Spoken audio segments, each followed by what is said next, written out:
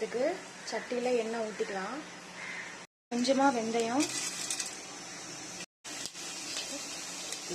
ஜீரகம், சோம்பு,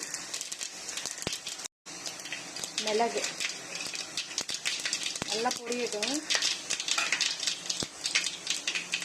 கட் பண்ணி வச்சிருக்கிற வெங்காயத்தை சேர்த்துக்கலாம். கட் பண்ணி வச்சிருக்கிற வெங்காயம் சேர்த்து நல்லா வதக்கிக்கலாம்.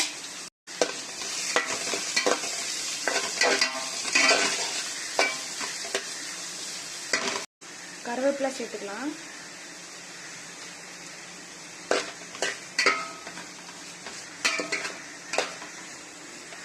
உப்பு சேர்த்துக்கலாம். உப்பு சேர்த்தா சீக்கிரம் வதங்கிடும்.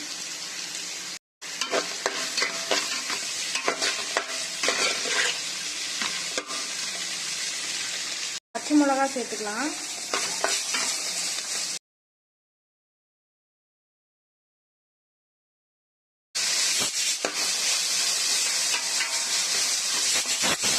மல்லிப்பொடி சேர்த்துக்கலாம். இந்த குழம்புக்கு தேவையான அளவு. குழம்பு மிளகாய்த்தூளும் மிளகாய் தூளும் சேர்த்துக்கலாம்.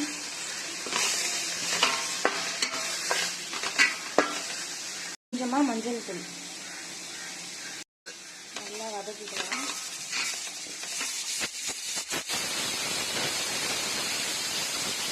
அரைச்ச தக்காளியை இதில் சேர்த்துக்கலாம். மீடியம் சைஸ் தக்காளி நம்ம 4 தக்காளி அரைச்சி சேர்த்துருக்கோம்.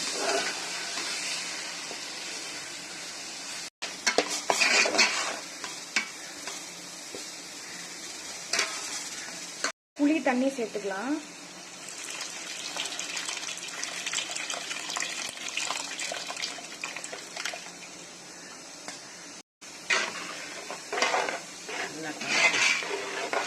நல்லா கலக்கிக்கலாம் எல்லாம் ஒன்றா சேர்த்து.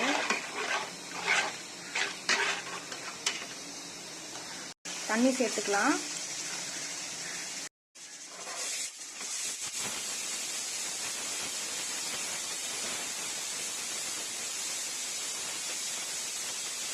இது எல்லாமே ஒன்றா சேர்ந்து நல்லா கொதிக்கட்டும்.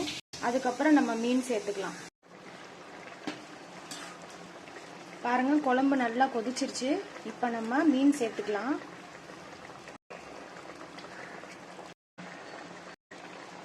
சங்கரா மீன் தான் இன்னைக்கு நம்ம வாங்கியிருக்கோம்.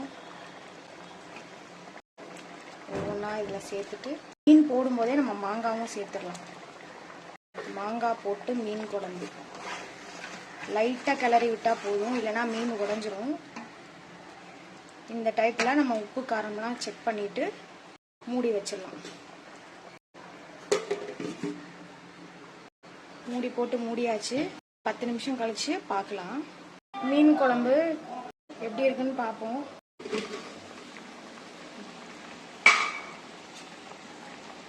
மீன் குழம்பு சூப்பராக ரெடி ஆயிடுச்சு. கம்மன்னு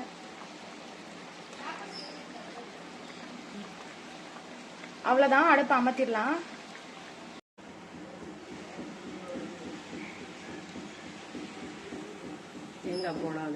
தேங்காய் போடாம மாங்காய் போட்ட மீன் குழம்பு.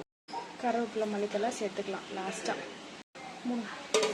பாருங்க, சூப்பரா மீன் குழம்பு ரெடி ஆயிடுச்சு.